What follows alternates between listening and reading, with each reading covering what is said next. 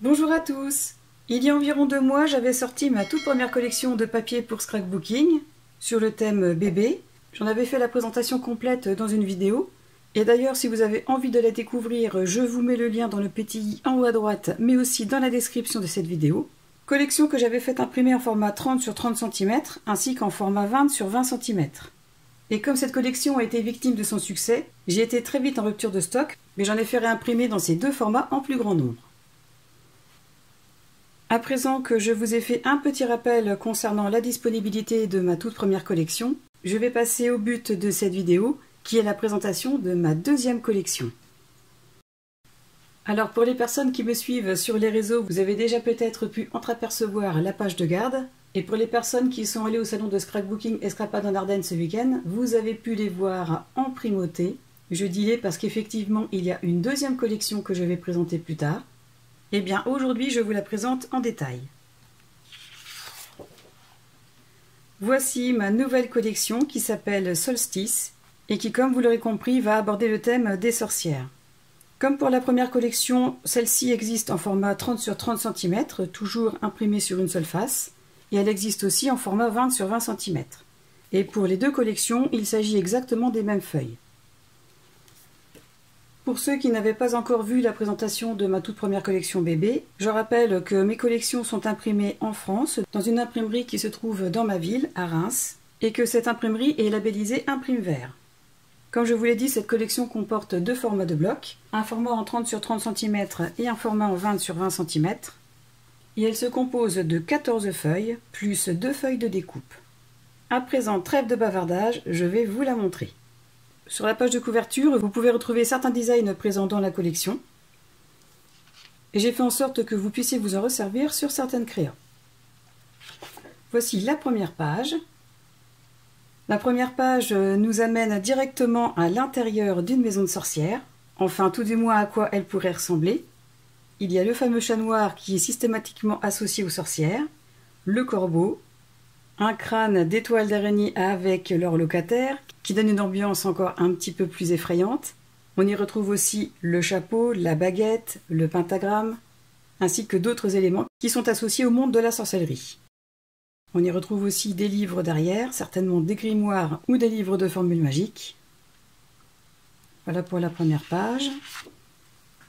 La deuxième page est un fond qui correspond à la première et qui permet de mater des projets sans avoir peur de couper un motif en particulier.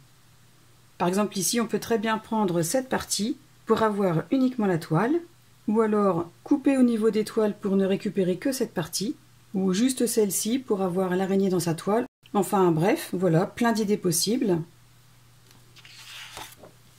La deuxième page est un troisième fond mais cette fois-ci sans toile d'araignée. Ce fond permet de rester dans l'ambiance puisqu'il s'agit des mêmes designs, mais sans les toiles d'araignée, il peut facilement s'associer avec un autre thème ou une autre collection.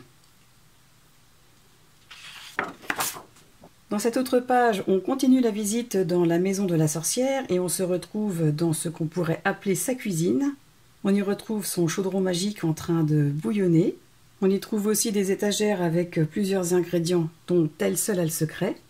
Son grimoire est ouvert et à mon avis elle est en train de préparer une potion magique et je pense que ça doit faire un certain temps qu'elle n'est pas sortie de chez elle vu la toile d'araignée qui se trouve sur son balai. Voilà pour cette page. Ensuite pour celle-ci c'est le même principe que pour les deux designs précédents. Je propose un fond avec des toiles d'araignée et des araignées. Ensuite nous voilà sortis de la maison de sorcière et on se retrouve dans son magnifique jardin, qui se trouve à proximité d'un petit cimetière. On retrouve son chat noir, des arbres torturés, des chauves-souris, la pleine lune. On retrouve aussi un autre fond un peu plus discret, avec en ombre des chauves-souris et l'arbre torturé, une lune un peu plus dissimulée dans le fond. La page suivante nous amène dans le cimetière que nous avons vu précédemment au loin. On y retrouve encore son chat noir. La pleine lune est toujours présente avec les arbres torturés. Cette autre page est à nouveau un fond beaucoup plus édulcoré qui nous permettra d'associer cette feuille avec une autre collection. Ensuite, sur cette page, nous pouvons apercevoir la maison de la sorcière. Et si on regarde un peu plus attentivement, on aperçoit la sorcière ici, devant sa maison. La pleine lune est toujours ici. Le chat noir est encore présent avec des corbeaux. Et ici, on aperçoit un des endroits où elle pratique ses rituels. Sur cette page, on retrouve la même ambiance, en plus édulcorée aussi. Et sur celle-ci, il sera possible de faire encore une fois un fond plus simple pour y mettre des photos sans avoir peur de cacher les designs. Et sur cette dernière page, on retrouve la sorcière dans une grotte, en train de transmettre ses connaissances à une élève. On y retrouve les éléments caractéristiques, comme encore le pentacle gravé sur le fond de la grotte, des chauves-souris, des araignées, l'étoile d'araignée et bien d'autres éléments. Pour cette page, c'est le même principe que pour les précédentes. C'est une page plus simplifiée. Et sur les deux dernières pages, on retrouve des éléments à détourer qui vont permettre de décorer les créations. On retrouve la plupart des éléments qui sont présents dans les pages, comme le chat, le chapeau, le grimoire, la table, de magnifiques araignées, et tous ces éléments. Et sur la dernière page, on retrouve encore d'autres éléments qui cette fois-ci sont un peu plus petits, mais qui seront très utiles pour décorer nos créations. Ensuite, en vraiment dernière page, il y a celle-ci qui reprend en petit toutes les pages de la collection et qui, comme pour la première page, pourront aussi vous resservir pour décorer vos projets.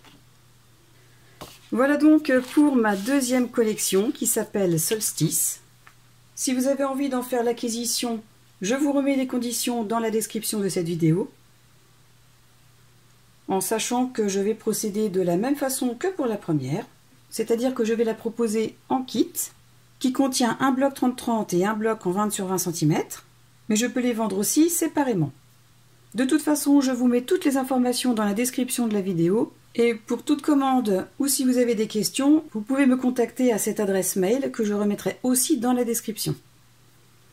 J'en ai fini avec cette présentation de ma deuxième collection. N'hésitez pas à me dire en commentaire ce que vous en pensez. Si vous avez aimé, comme d'habitude, pensez à cliquer sur le pouce vers le haut, à vous abonner à ma chaîne pour ceux qui ne l'ont pas encore fait, et à la partager pour me soutenir. En attendant la prochaine vidéo, je vous souhaite à tous de passer une excellente journée et je vous dis à très bientôt. Au revoir!